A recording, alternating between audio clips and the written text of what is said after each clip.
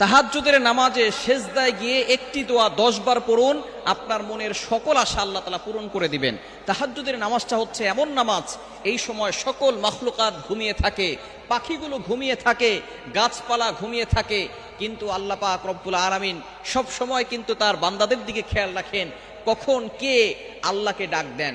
এই সময়টা আপনি নামাজে দাঁড়িয়ে যাবেন, ওযু করে নামাজে দাঁড়াবেন, কেননা মুয়াজ্জিন 5 বেলা মানুষকে ডাকে, হাইয়া আলাস সালাহ, হাইয়া আলাল ফালাহ, কাম টু দ্য সাকসেস, সফলতার দিকে আসো, কল্যাণের দিকে আসো। সুতরাং আপনি অবশ্যই একটা বেলা আছে যেই সময় আল্লাহ তাআলা নিজে বান্দাদেরকে ডাকতে থাকেন, সেটা হচ্ছে এই তাহাজ্জুদের সময়, রাতের শেষ অংশ।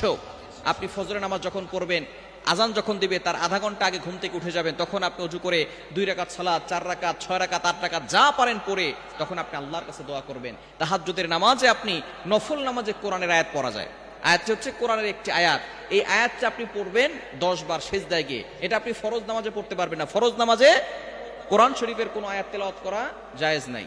আপনি এটা নফল নামাজে পড়বেন, তাহাজ্জুদ নামাজ যেহেতু নফল নামাজ, এই সময় আপনি লম্বা নামাজ পড়বেন এবং আপনার কাকুতি মিনতিগুলো আল্লাহর কাছে বলবেন, কেননা এই সময় আল্লাহ তাআলা নিজে প্রথম আসমানে এসে বান্দাদেরকে ডাকেন।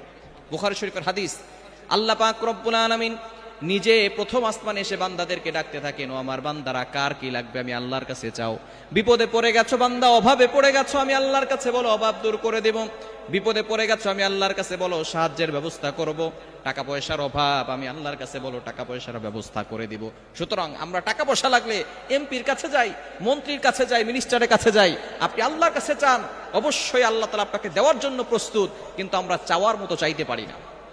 এজন্য আপনি তাহাজ্জুদের নামাজ যখন পড়বেন, সেজদায় গিয়ে সুবহান রাব্বিয়াল আ'লা 3 বার পড়বেন। এরপরে আপনি একটা দোয়া পড়বেন, কোরআনুল কারীমের একটা আয়াত, আল্লাহ তাআলা নিজে শিক্ষা দিয়েছেন দোয়াটি হচ্ছে 2 নম্বর পারা 10 নম্বর পৃষ্ঠা 10-11 নম্বর লাইন, সূরা বাকারার 201 নম্বর আয়াত।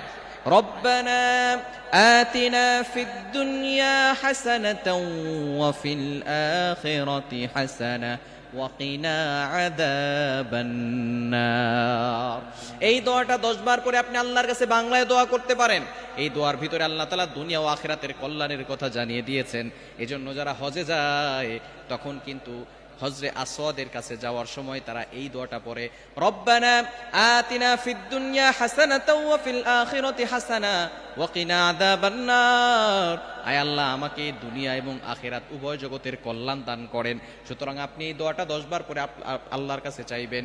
আপনি বিপদে পড়ে গেছেন, অভাব দূর হচ্ছে না, অনেকের ভিসা হয় না, অনেকের মেয়ের বিয়ে হচ্ছে না, অনেকের সন্তান কথা শোনে না, যত ধরনের সমস্যাগুলো আছে সব সমস্যার কথা আপনি আল্লাহর কাছে বলবেন।